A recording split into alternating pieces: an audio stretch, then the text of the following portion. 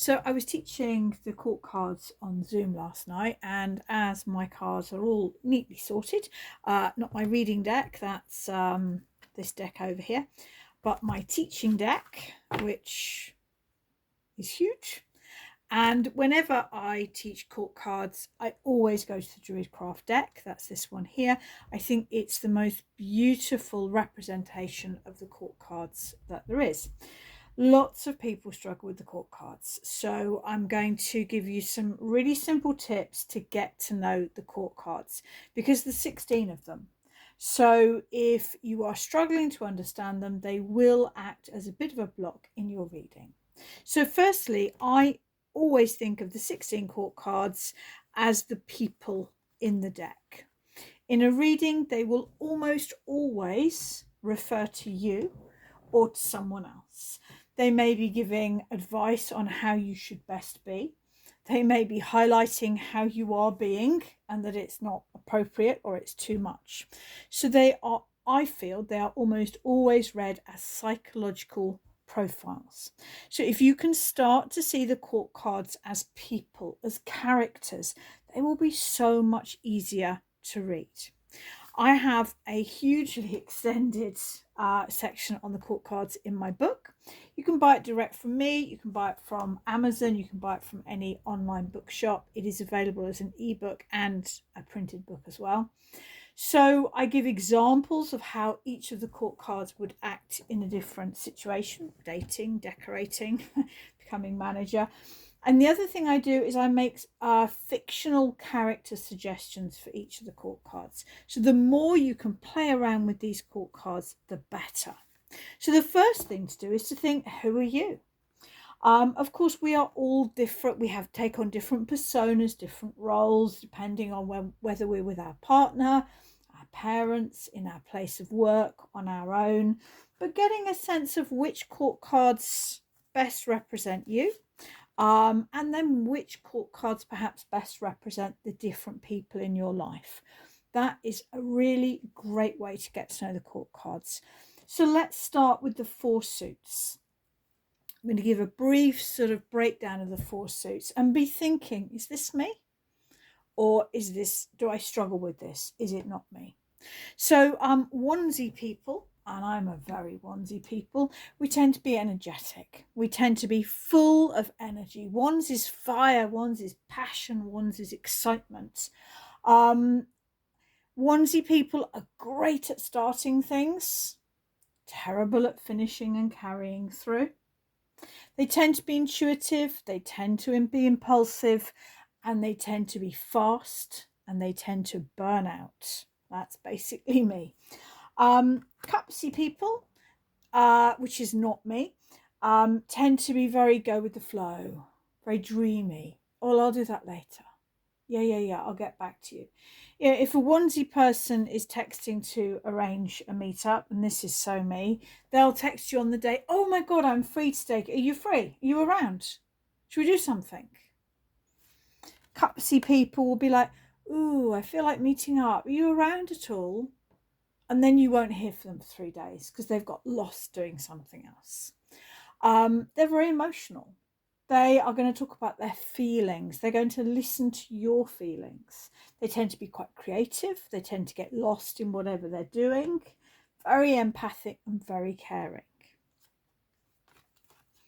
The suit of swords people tend to be logical, tend to be organised, tend to be quite routine based. These are the people that have lists and use them. I have a million lists. I can never find them. They're always written in the moment, and then a book is placed upon them and they're gone.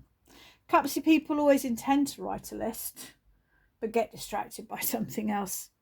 I struggle with cupsy people. Suited swords people, you're the kind of people that are going to have a master list and decant it. And yes, I am referring to a conversation recently and then decanted into day lists. You use your list, you communicate clearly. I actually like swordsy people. For swordsy people's arranging to meet you, they're going to text and they're going to say, okay, I'm free Tuesday and Thursday between 9 and 4. but I can't have you at mine because, I'm decorating. So can we meet? You know where you are with swordsy people. Honest, practical, organised, can be a bit routine based, but Pentacle people, very much. I do have this in me, and we all have all of them in us, of course. But I can be quite like this. Can be quite crafty, very nurturing, very practical. They tend to like to do things. They often, give gifts, bake cakes. They'll be the ones that offer to actually help. Very good at sort of practical organisation. Often happy people because they are in the physical world. They're involved in whatever they're doing. So just think to yourself, what blend are you of these 4 suits? Where's your strengths? Where's your weaknesses? Can you see yourself in a little bit of each of them? So, try to sort of really see yourself in the 4 suits. Now, when it comes to court cards, the first thing I want to say is I do not believe that the court cards reflect our gender. Okay, I think they reflect our psychology. So when I say queen, that could be a man, a woman, or it's nothing to do with our biological sex, our gender, or how we define ourselves. It is, and I've I've got into issues with this on Facebook. Because when I see a king in a reading, if I can't place it as my querent or someone in their life, it very often means seek professional advice. And I've had a couple of people call me out on that and say, "Oh, what you mean all professionals have to be men?" And it's like, it's nothing to do with the fact that it's king. Biologically, it's to do with the rank. So to me, it can be any gender and any age. The card I most associate with is the Page of Wands, because I get very lost in what I'm doing. I'm very absorbed, and I would rather enjoy what I'm doing than actually hold space for someone else. So I really associate with the Page of Wands. That doesn't mean to say that I can't be the King of Wands, wherever he may be. He's here somewhere. There we go. I can be the King of Wands. I am teacher. I do, mentor and guide other people.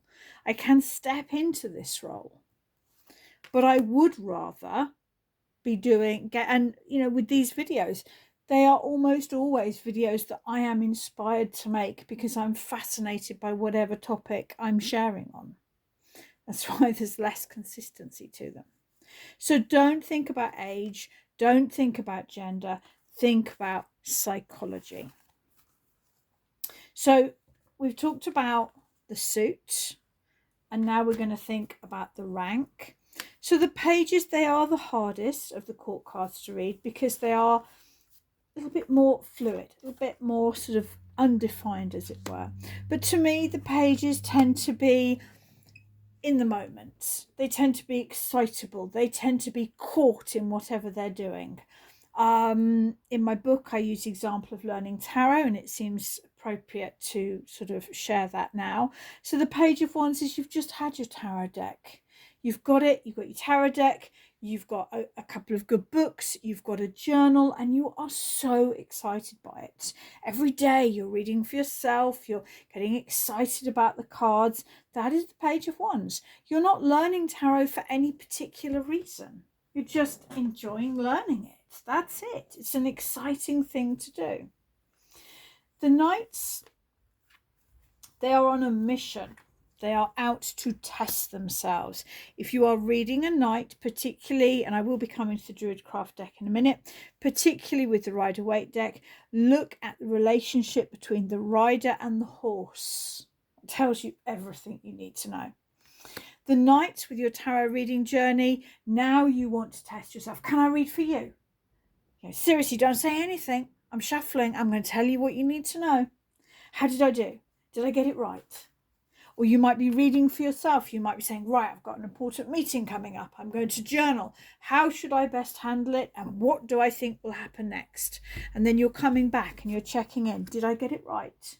The knights are on a mission. They've got something to prove, even if it's just to themselves. The queens in this deck are the most intense of all of the court cards, and they have no responsibility. This is an Arthurian sort of mock court where the queen is the consort. So the queens, there's an element of selfishness there.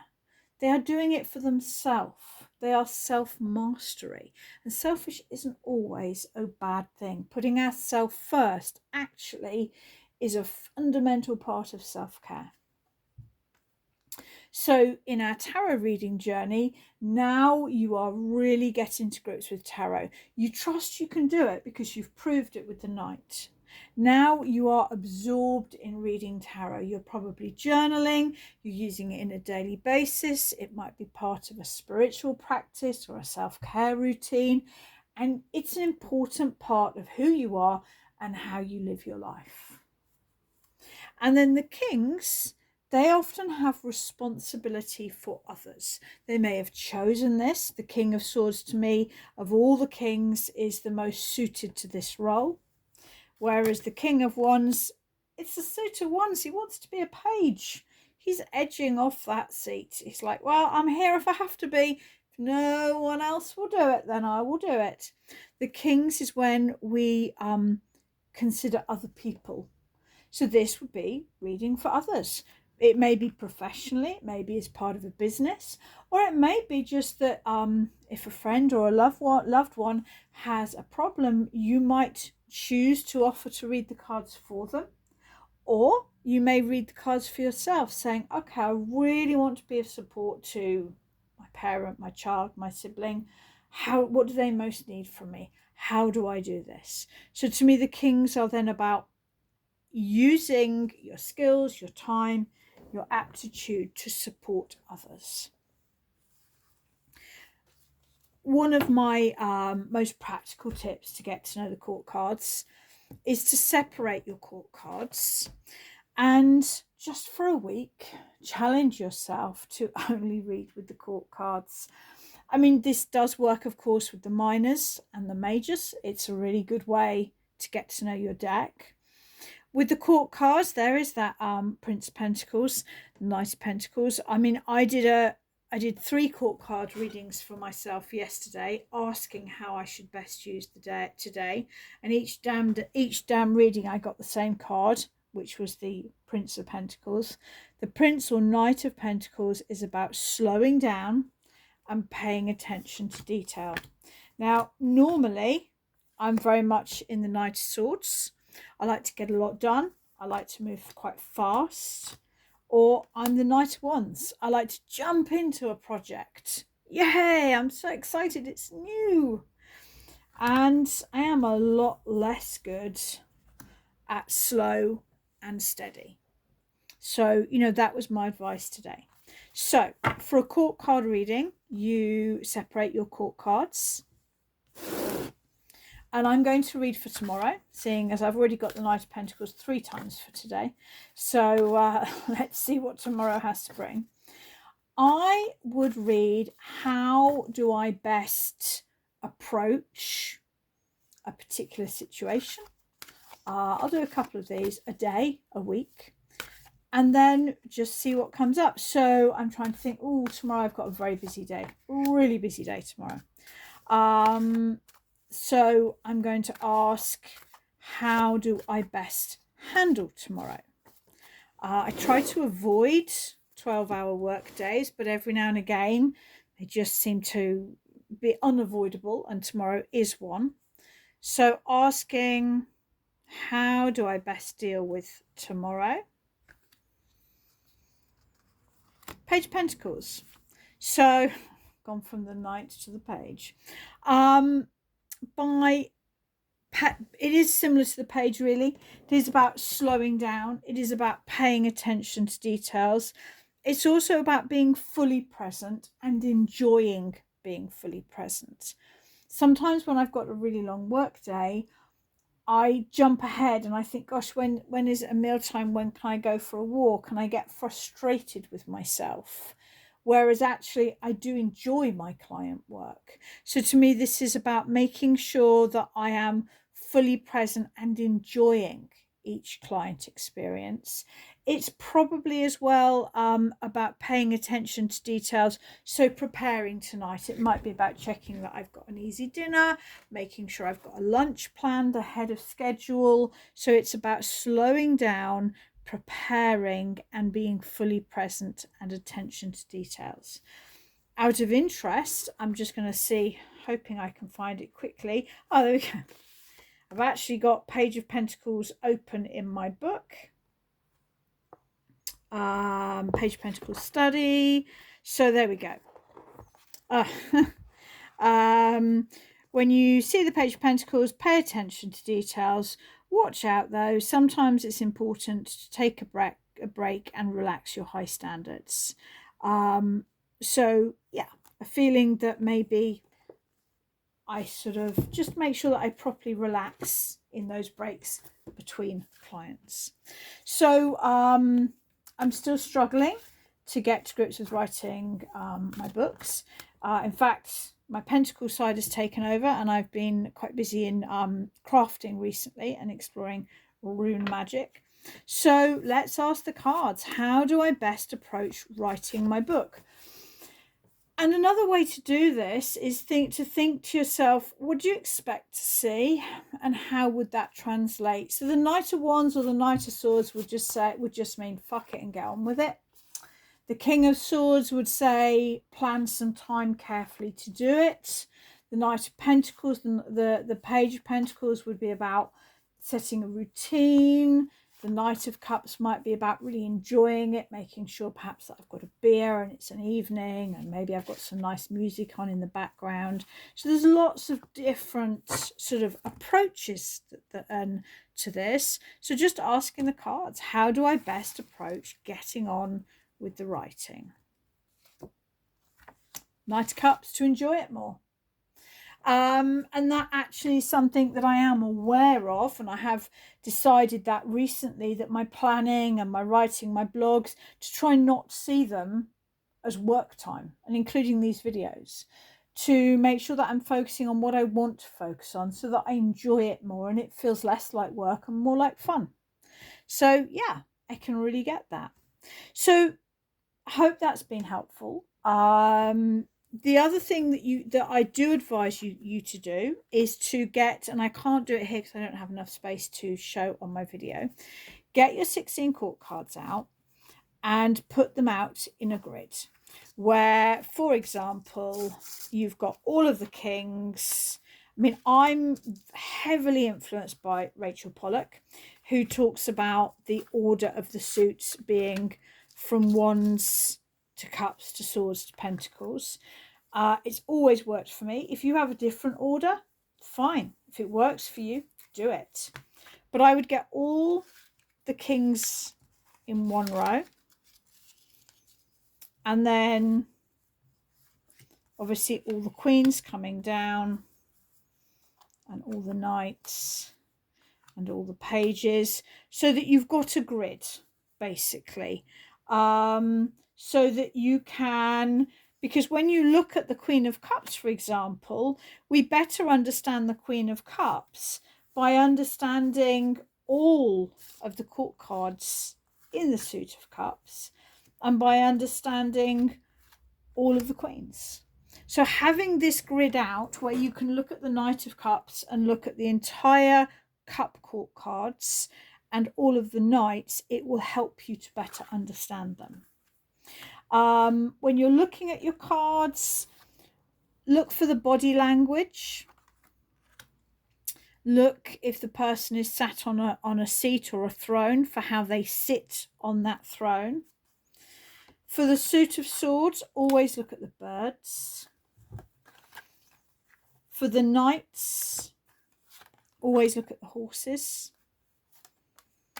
And for every single court card, look at the representation of the suit and how the person is interacting with it. And remember, there is information in the picture, whichever deck you are reading with. There is information there, so it's important that you look at each card.